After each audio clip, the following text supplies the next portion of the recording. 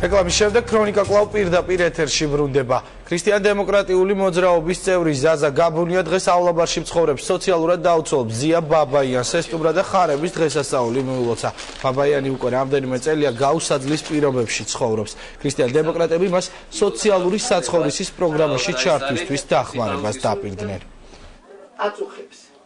ამჟამად კახეთში რამოდენიმეჯერ მიუმართე.